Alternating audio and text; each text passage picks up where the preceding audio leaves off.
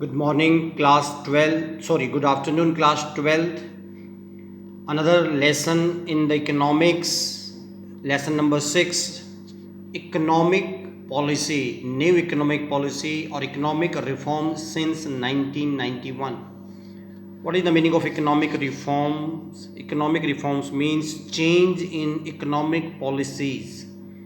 Actually, before 1991, the Indian economy position was very poor and Indian economy was suffering a lot.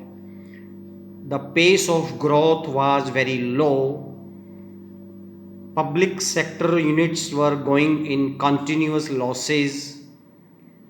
Due to that, it forced the Indian government to change its economic policy. That's why in 1991, new economic policies were introduced. In new economic policies, three steps were taken: LPZ, liberalization, privatization, and globalization. Now, question arises: what were those areas due to that Indian government implemented the new economic policies in the year 1991? Why there was need of NEP, new economic policy? The first reason was high fiscal deficit. As I think you have studied the meaning of fiscal deficit in the government budget chapter, when government's overall expenditures are more than the overall revenue, then that position is considered as fiscal deficit. And this fiscal deficit means government expenditures were increasing continuously. Due to that, it forced the Indian government to bring NEP. Fiscal deficit is a bad because it indicates poor financial health of economy. लगातार डेप्ट बढ़ने से हमारी जो economy की health है it was becoming poor and poor. It triggers inflation which hinders the process of growth. Due to more government expenditure, people's purchasing power was increasing. Due to that, price level was going very high and it lowers the faith of international institutions like World Bank in Indian government. विदेशों में हमारी जो credit rating थी वो down होती जा रही थी. Fiscal deficit was estimated to be 5.4% of GDP in 1981 to 82. It became 8.4% in 1991. Due to that, government took the decision to bring change in its economic policies. Number two, BOP crisis. BOP, balance of payment. I think you have studied this topic in the foreign exchange chapter. What is BOP?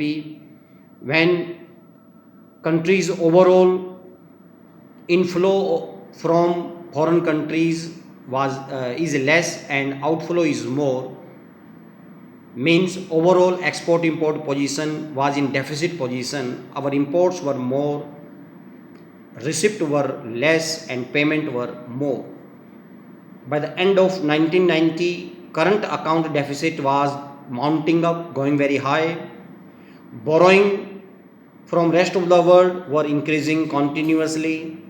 In 1980-81, current account deficit was 2,240 crore and in 1990 it became 17,367 crore. Borrowing from the rest of the world, विदेशों से जो loan था वो 80-81 में 12% हमारी GDP का था, जो 1991 में बढ़ करके 23% हो गया.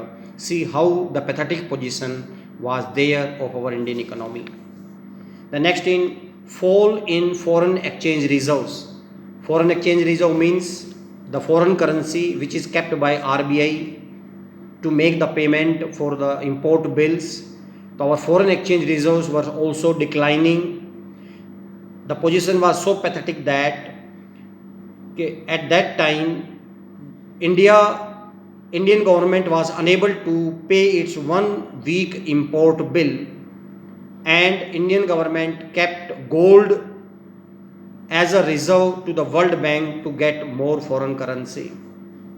India's foreign exchange reserve fell to such a level that these were not enough to pay even an import bill of 10 days.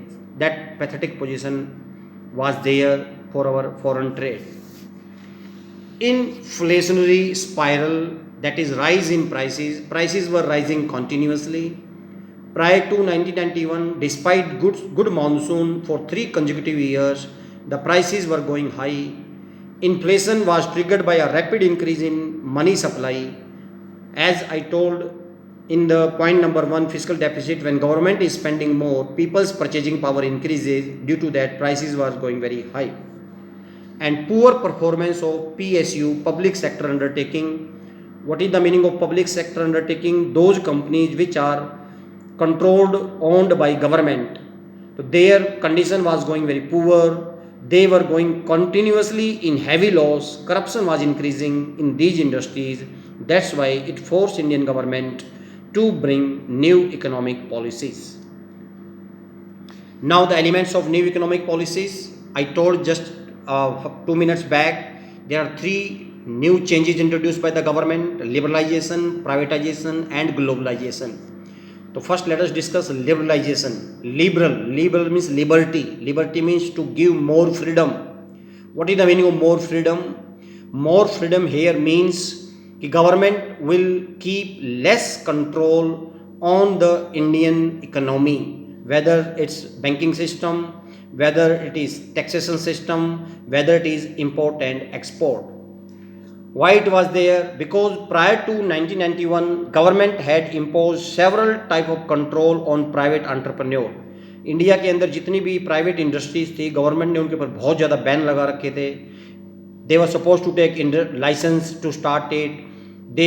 Price control was there on them. They could not increase the price their own. Financial control on goods, import licensing, foreign exchange control, restriction on investment by big business houses. So many restrictions were there. Through liberalization, these restrictions were removed. Number 2, it was experienced by the government that several shortcomings had emerged in the economy on the account of these control. इन कंट्रोलों की वजह से Indian economy के अंदर जो है वो बहुत से ड्रॉबैक आ रहे थे, and due to that corruption, undue delays and inefficiency was increasing. So that's why liberalization was introduced. GDP was continuously declining. So what was done by the Indian government under this economic reforms, that is liberalization? So here the first is industrial sector reform, the second is financial sector reform, and the third one is fiscal reform, and number 4 is external sector reforms. So first let us discuss, that is industrial sector reforms. What is the meaning of industrial sector reforms? Various liberty were given in industries. What type of liberties were given? Number 1, abolition of industrial licensing. Prior to 1991, there were lot of licensing was there, कि private entrepreneur could not start the businesses if they don't take license. But due to this policy, now license were kept only for 5 industries: liquor, cigarette, defense, industrial explosive and dangerous chemicals. In 5 product की अगर कोई factory शुरू करना चाहता है तो उन्हीं को लाइसेंस लेना पड़ेगा. For rest of the industries, license policy abolished after 1991. Number 2, contraction of public sector. Before 1991, there were too much restriction. Many goods industries were kept by the government themselves, but under the new policy, now earlier there were 17 industries or goods which were handed of government, but they were reduced to 8. And now after 2010-11, there are only 2 sectors which are in hand of government: atomic energy and railway. Rest of the sector now handed over to public sector. Another important and significant in liberalization. Next is de-reservation of production areas. Before 1991, there were many goods which were reserved for small scale industries, that is those goods could be produced only by small scale industries, not by other or big or medium industries. Now there is no such reservation. Anybody can produce anything in the market. Expansion of production capacity. Before 1991, there was a restriction. If we want to increase our production capacity, in order to increase the capacity, we have to take permission from the government. But now the complete freedom is given to private sector. Whatever they want to produce, in what quantity they want to produce, such all restrictions had been removed under the policy of liberalization. Next is freedom to import capital goods. Before 1991, there was restriction. If we wanted to import capital goods, means heavy machines to produce goods in India. But now such import restrictions were removed. Now we can import capital goods easily. We can import technology from any country without more and more restrictions. So these were some industrial sector reforms. Next is financial sector reforms. In financial sector, there are 2 or 3 categories. Number 1, banking and non-banking financial institution. Number 2, stock exchange, and number 3, foreign exchange market. In India, all the financial sectors, whether they are banking system or non-banking, they are regulated and controlled by Reserve Bank of India. But now after the policy of 1991, RBI will not be regulator, RBI will be facilitator. RBI चीज़ों को control करने में help करेगा, वो उनके कार्य में बाधा नहीं बनेगा. हाउ इट इज़ लाइक, पहले बैंकों में जो भी इंटरेस्ट रेट होते थे, they were all fixed by the government, RBI. Now RBI will not fix the rate of interest on deposit or loan. Just RBI will keep watch on the interest rate, which will be decided by the commercial banks. That is financial sector reform. And under this financial sector reforms, private banks also given permission if they want to open their banks in the country, not only in country but abroad also, they can open. And not only this, under this policy, foreign investment were also allowed to invest the money in this banking sector in India. कि विदेशों से भी लोग आकर के India में banking system खोल सकते हैं by taking permission from government. So this was the second financial sector reform. Now third is fiscal reform. What is the meaning of fiscal reform, dears? Fiscal reform refers to revenue and expenditure of the government. How much revenue government is getting and where the government is spending that money. And the main source of revenue of the government is taxation. So various taxation relaxation given by the government. When we say tax, the government charges 2 types of tax: direct tax and indirect tax. Direct tax it is in form of corporate tax or income tax, which is directly paid by the person who is liable to pay. But in indirect tax, this tax is once paid by the businessman, but later on this tax is charged from customer by adding it in the prices, that is GST, and above I told income tax. Now prior to liberalization, tax structure was very complicated. It was so complicated that the people were trying to evade tax. वो tax चोरी करने की policy में ज़्यादा विश्वास रखते थे. But now after this policy of liberalization, that is fiscal reforms, tax structure made by Indian government easy so that people don't hesitate to pay more and more tax. Indian government also introduced GST, which abolished most of the indirect taxes. Now there is only one tax, that is known as goods and service tax. External sector reforms. In external sector reforms, it is related with the foreign trade business. It includes 2 things: foreign exchange reforms and foreign trade policy reforms. Foreign exchange reforms were initiated in 1991 with the devaluation of Indian rupee. हमारे Indian export को बढ़ाने के लिए और import को कम करने के लिए इंडियन गवर्नमेंट ने अपनी इंडियन करेंसी को डीवैल्यू किया, उसकी कीमत कम कर दी.